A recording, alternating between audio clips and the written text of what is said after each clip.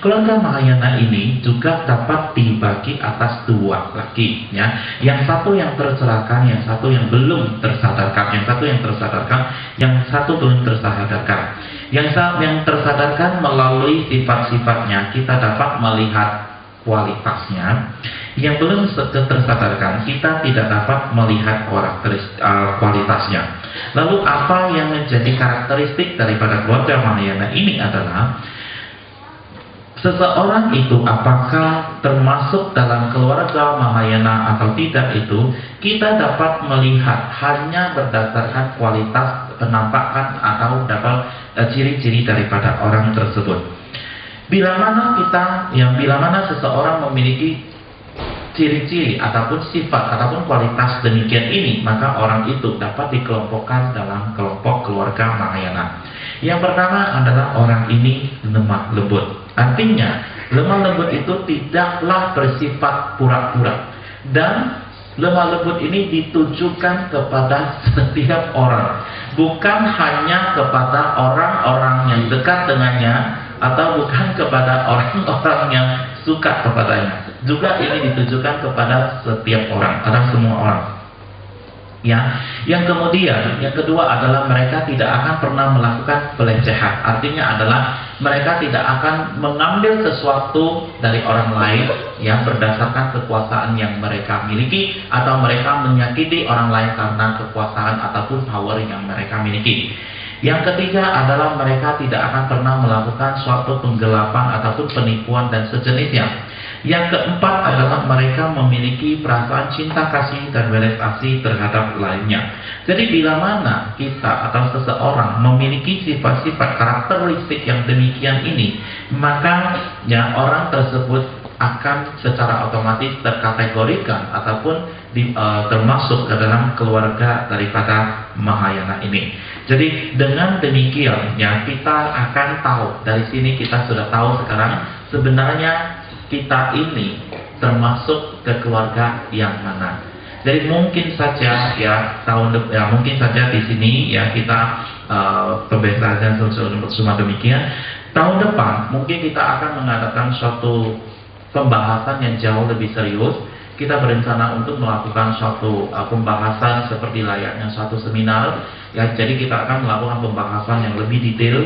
Ya, jadi di sana akan kita langsung melakukan pembahasan, langsung juga mungkin dibarengi dengan meditasi padanya.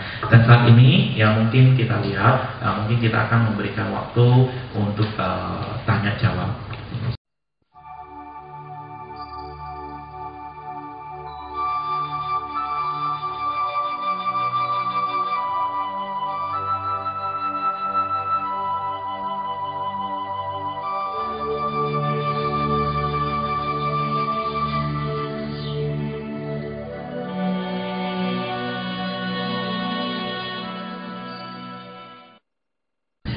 Tasidele, selamat malam. Oh, we are start from Tasidele.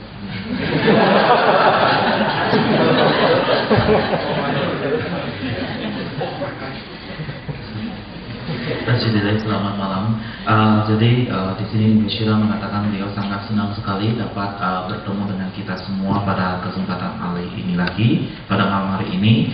Dan kemudian malam hari ini adalah merupakan suatu diskusi ataupun pembahasan yang merupakan lanjutan daripada 2 malam yang lalu, ya, yang mana pada 2 malam yang lalu kita sudah mendiskusikan pokok pertama yang menyatakan bahwa motivasinya adalah merupakan sutata garba ataupun benih kebudayaan itu, ataupun yang kita sebut sebagai kebudayaan.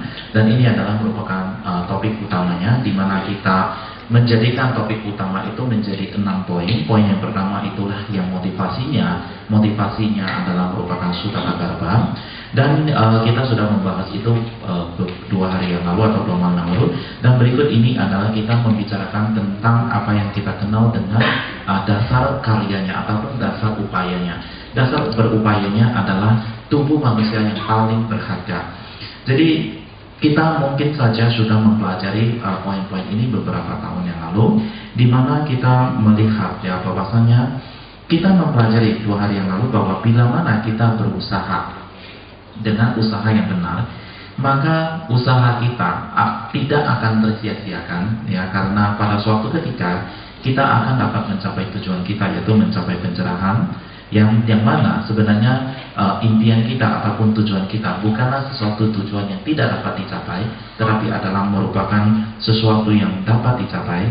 Tapi yang paling penting adalah di sini kita kita melakukan ataupun berdaya upaya pada upaya yang benar ataupun tepat, ataupun pada usaha yang tepat, ya, untuk memiliki ataupun mencapai tujuan tersebut.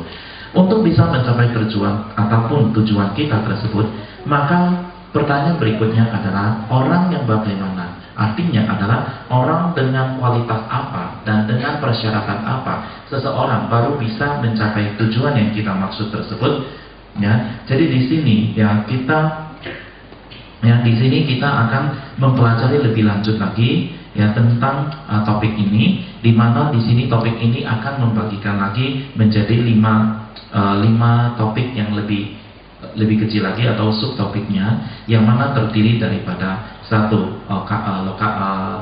kondisi yang unik ataupun kesempatan yang unik, kedua adalah tempat yang benar, ketiga adalah, keempat dan kelima adalah 3 jenis devosi yang akan kita pelajari. Jadi yang pertama adalah kesempatan yang unik adalah bahwa pertama-tama kita terbebaskan dari, ya, jadi sekali lagi mungkin sebagai tambahan, 5 pembahasan ini adalah merupakan sub pembahasan daripada dasar bertindaknya itu atau working basis itu. Yang working basis itu mempunyai 5 sub pembahasan, yaitu kesempatan yang unik, tempat yang tepat, dan 3 jenis daripada devosi. Jadi kita mulai dari yang pertama, yaitu dengan kesempatan yang unik. Kesempatan yang unik adalah bahwa seseorang itu harus bebas daripada 8 kondisi yang tidak bebas. Jadi mengenai 8 kondisi yang tidak bebas ini sudah sering, ya, mungkin dalam beberapa tahun yang lalu, ya, tahun lalu kita juga mendiskusikan yang mengenai topik ini, ya. Tadi juga mungkin Ibu Ci sudah bertanya siapa yang ingat dan tidak. Dan inilah yang inilah yang membuat tubuh manusia seseorang itu ataupun tubuh kelahiran seorang sebagai manusia itu menjadi sangat berharga.